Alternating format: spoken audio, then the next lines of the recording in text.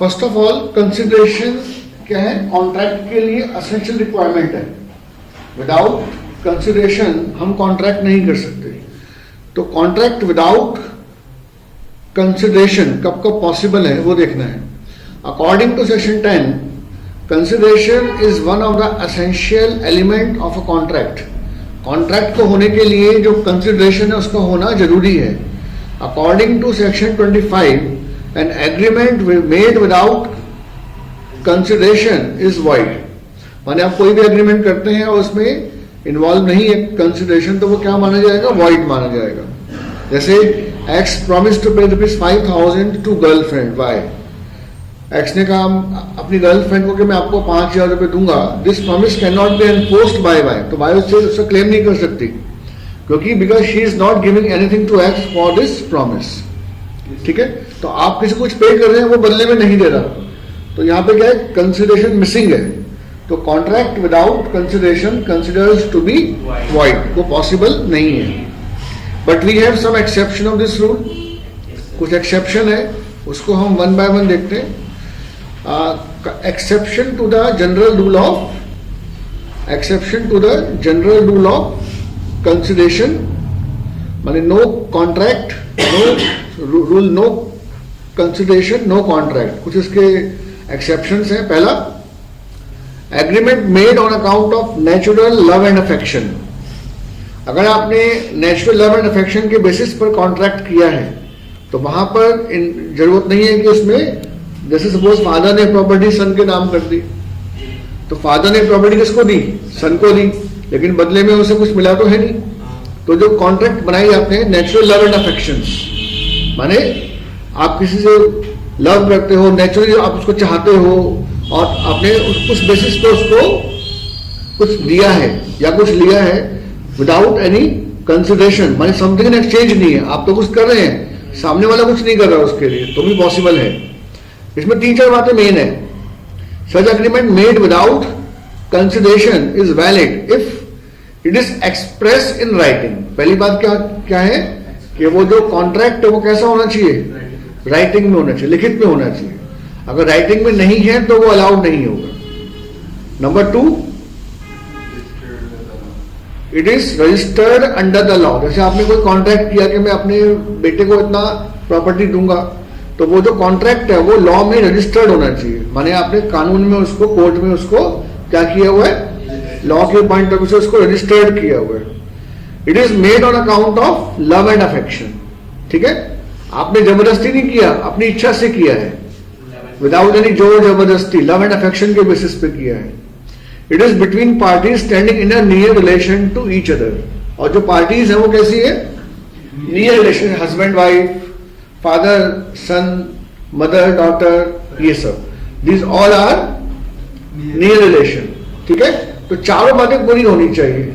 अगर आप natural love and affection basis पे कॉन्ट्रैक्ट कर रहे हैं, पहली बात राइटिंग में होना चाहिए, रजिस्टर्ड अंडर द लॉ होना चाहिए, on account of love and affection, between parties standing in a near relations to each other. ये चारों बातें पूरी होंगी तो वो कॉन्ट्रैक्ट विदाउट कंसिडरेशन भी वैलिड माना जाएगा. कौन बोलता है ये, सेक्शन 25. माने सेक्शन 25 बेसिकली क्या बोलता है, contract without consideration is not valid. Exceptions हैं उसके. Nearness of relation by itself does not necessarily import love and affection. A Hindu husband by a registered document of pay his wife ₹1,000 per month as spin pocket money. This agreement is valid. ठीक है, तो nearness of relation by itself does not necessarily import. अब ये नहीं कि अगर आपका relation near है तो वहां लव एंड अफेक्शन भी है. जैसे फादर ने प्रॉपर्टी सन के नाम की, तो ये तो बात सही है कि ये जो है नियर रिलेशन है, लेकिन उसमें क्या होना चाहिए, लव एंड अफेक्शन भी होना चाहिए, अपनी मर्जी से, अपनी इच्छा से, बिना किसी दबाव के. अब नियर रिलेशन के साथ साथ अगर लव एंड अफेक्शन है तो कॉन्ट्रैक्ट के लिए जो कंसिडरेशन है वो जरूरी नहीं है. अब नियर रिलेशन तो है लेकिन लव एंड अफेक्शन मिसिंग है, तो हम बाय डिफॉल्ट ये नहीं मानते कि अगर नियर रिलेशन है तो लव एंड अफेक्शन इसमें ऑलरेडी होगा. ये ऐसा नहीं माना जाता. अगर फादर चाहे तो बाद में क्लेम कर सकता है कि मैं नियर रिलेशन में तो हूं, लेकिन मेरे से प्रॉपर्टी जबरदस्ती ली गई, तो लव एंड अफेक्शन होना जरूरी है।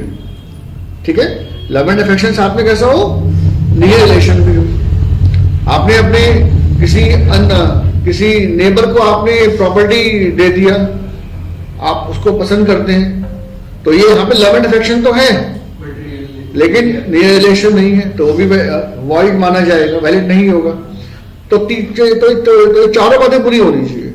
राइटिंग में होना चाहिए, अंडर द लॉ होना चाहिए, registered under the law, love and affection, और साथ साथ क्या होना चाहिए, near relations to each other. Number 2, promise to compensate. Compensate का मतलब है कि हम किसी का नुकसान हुआ तो हम उसको भरपाई कर रहे हैं उस चीज की, this is compensate. Such promise made without consideration is valid. Possible है if it is promise to compensate wholly और in part the person who is to be compensated has already done something voluntarily and has done something which the promisor was legally bound to do so।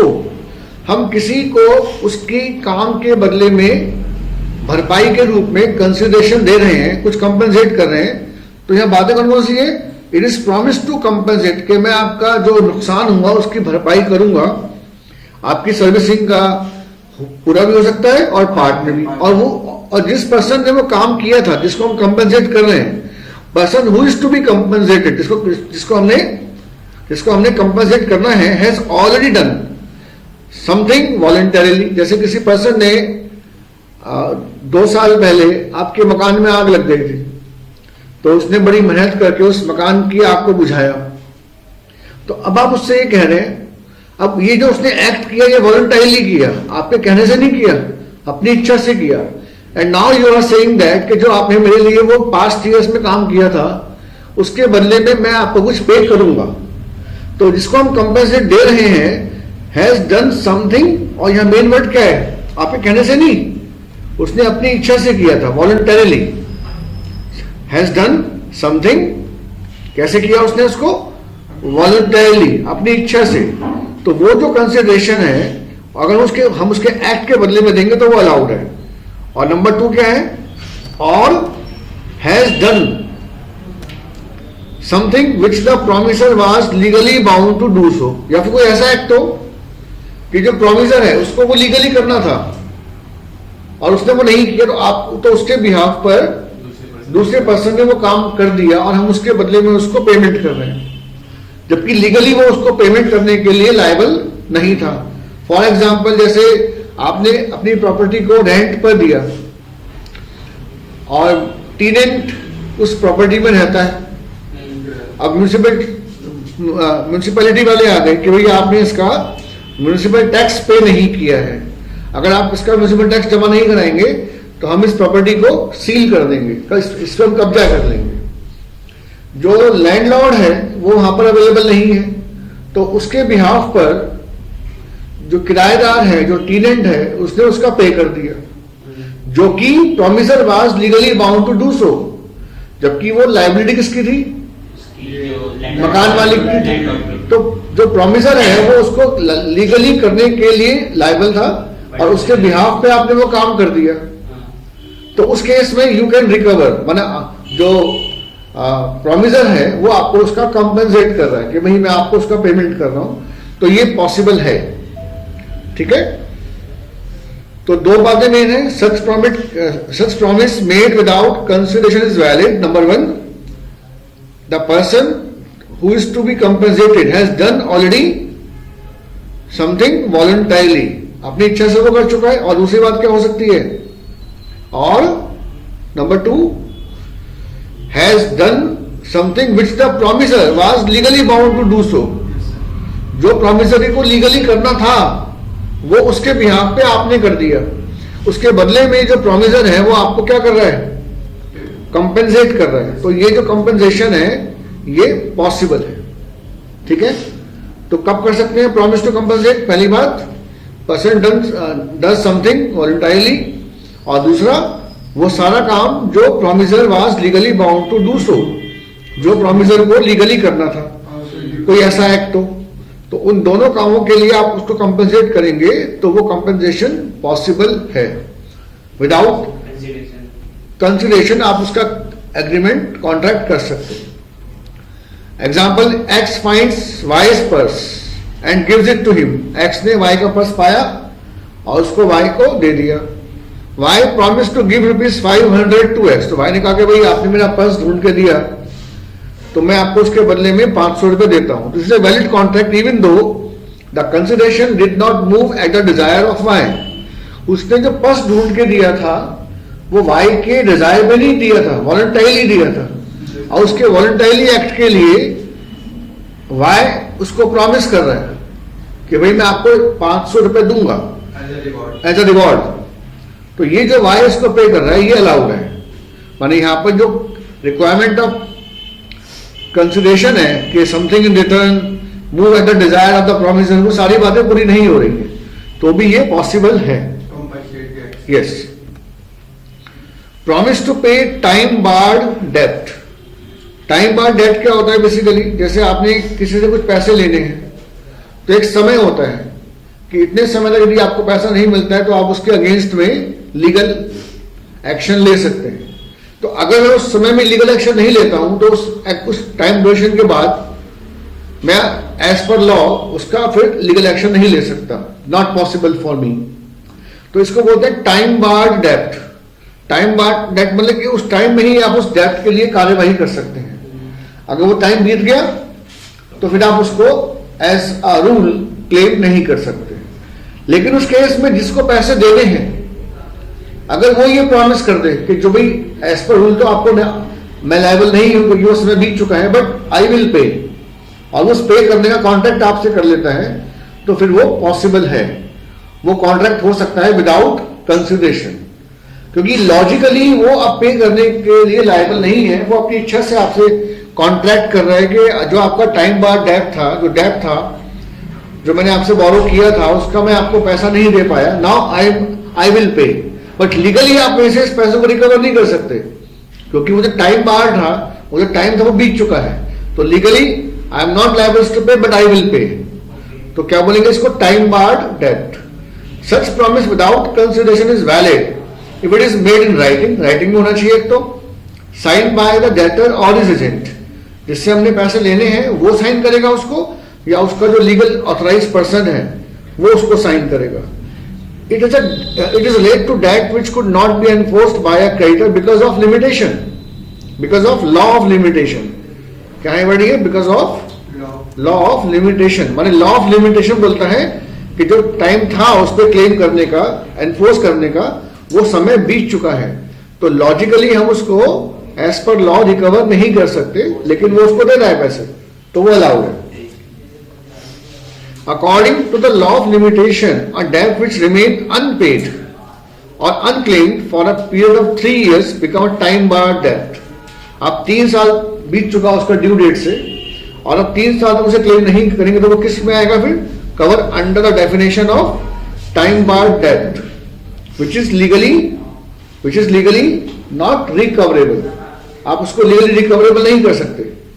But a promiser note issued in personal capacity by the wife of a debtor to pay his time barred debt of her husband is not enforceable. लेकिन वो जो time barred डेब्ट है वो sign कौन करेगा time barred के बाद? या तो डेटर करेगा या उसका कोई लीगल रिप्रेजेंटेटिव या ऑथराइज पर्सन करता है। अगर सपोज कर लीजिए हस्बैंड ने पैसे देने थे और वाइफ अपनी इच्छा से, अपनी पर्सनल कैपेसिटी में आपको प्रॉमिस करती है कि जो मेरे हस्बैंड से आपको पैसे लेने थे उसका मैं पे करूंगी, तो फिर वो वैलिड नहीं है। अगर वाइफ को जो डॉक्यूमेंट बनाना है वो एज अ रिप्रेजेंटेटिव और as a agent of husband के रूप में दिखाना पड़ेगा। अगर वो पर्सनल कैपेसिटी बेसिस पर उसको फाइल करती है, आपसे प्रॉमिस करती है, तो वो अलाउड नहीं है। माने 3 बातें मैंने, टाइम बार्ड था, राइटिंग में होना चाहिए, और साइन कौन कर रहा है? जिससे पैसे लेने हैं वो, और उसका ऑथराइज या एजेंट। तो अगर कोई और थर्ड पर्सन उसके बिहाफ पे, मतलब अपने पर्सनल बिहाफ पे आपको प्रॉमिस करता है तो वो वैलिड नहीं होगा, माने उसको उसका लीगल रिप्रेजेंटेटिव के रूप में साइन करना पड़ेगा। ठीक है, तो ये सी पॉइंट था आपका। फोर्थ पॉइंट था आपका कंप्लीटेड गिफ्ट। आप गिफ्ट कर रहे हैं किसी को, गिफ्ट में क्या है, डोनर डोनी, आपने दान किया, किसी को गिफ्ट किया, the gift actually made by donor and accepted by the donee, accepted by the donee are valid even without consideration. आपने किसी को डोनेट किया तो आप तो उसको दे रहे हैं, बट बदले में उसने आपको कुछ नहीं दिया, तो वो अलाउड है। Thus a completed gift need no consideration. Example, X transfer some property to Y by duly written and registered deed as a gift. So this is a valid contract even though no consideration moved. लेकिन जो gift है वो complete होना चाहिए, जो gift की requirements हैं वो पूरी होनी चाहिए। X transferred some property to Y by a duly written and registered deed as a gift. Completed gift need no consideration. तो ये आपका पॉइंट था। चौथा होता है एजेंसी एग्रीमेंट। तो चार मैंने आपको बताया, पहले कौन कौन से देखते हैं, पहले चारों। Agreement made on account of love and affection, नहीं, हाँ यस, फर्स्ट था आपका agreement made on account of love and affection, promise to compensate, then promisal to pay time bar debt, और नंबर 4 क्या था आपका, completed gift. Now we have agency agreement. Agency basically क्या होता है, प्रिंसिपल एंड एजेंट रिलेशनशिप। क्या होगा ये, प्रिंसिपल एंड एजेंट रिलेशनशिप। जैसे आप कोई पर्सन किसी दूसरे पर्सन का एजेंट बनकर डील कर रहे हैं। मिस्टर एक्स ने मिस्टर वाई को अपना एजेंट बनाया। अब मिस्टर वाई मिस्टर एक्स के लिए काम कर रहा है, अपनी सर्विसेज दे रहा है, तो मिस्टर एक्स उसको बदले में कुछ दे, दिस इज नॉट नेसेसरी। मैंने जैसे मैंने अपने सन को अपना एजेंट बनाकर भेजा काम करने के लिए, तो एजेंट जो है वो प्रिंसिपल के बिहाफ पे प्रिंसिपल के बिहाफ पे काम कर रहा है, तो agent is giving services to principal, तो प्रिंसिपल उसको बदले में कुछ दे, it is not so necessary. माने जो एजेंट और प्रिंसिपल के बीच में कॉन्ट्रैक्ट है, माने कॉन्ट्रैक्ट बिटवीन किसके बीच में, contract between agent and principal के लिए कंसिडरेशन का होना जरूरी नहीं है, वो कॉन्ट्रैक्ट विदाउट कंसिडरेशन पॉसिबल है। ठीक है, तो प्रिंसिपल और एजेंट के बीच का जो कॉन्ट्रैक्ट है वो विदाउट कंसिडरेशन पॉसिबल है। तो ये 5 पॉइंट है हमारे पास। तो पहला पॉइंट हमने किया था, इसके अंदर दोबारा देख लेते हैं। 5 पॉइंट है नॉर्मल रूल के। एग्जाम में क्वेश्चन कैसे बनेगा इसका, कि contract without consideration not possible, give some exception of this rule, या no contract, no consideration, no contract, explain. तो हम बोलेंगे भाई as per section 25, as per section 10, consideration is one of the essential element of a contract, उसका मतलब बता दिया, but we have some exception of this rule under section 25। पहला agreement made on account of natural love and affection, दूसरा promise to compensate past act, जो भी आपने उसके लिए पास्ट में कोई एक्ट किया, फिर नंबर 3 हमने किया प्रॉमिस टू पे टाइम बार्ड डेब्ट, और फिर नंबर 4 हमने किया कंप्लीटेड गिफ्ट। कंप्लीट गिफ्ट में क्या था, हम गिफ्ट दे रहे हैं किसी को और जो गिफ्ट की जो फॉर्मेलिटीज हैं वो सारी आपने फुलफिल किया है। और नंबर 5 था आपका एजेंसी रिलेशनशिप। नंबर 5 क्या है आपका, एजेंसी रिलेशनशिप।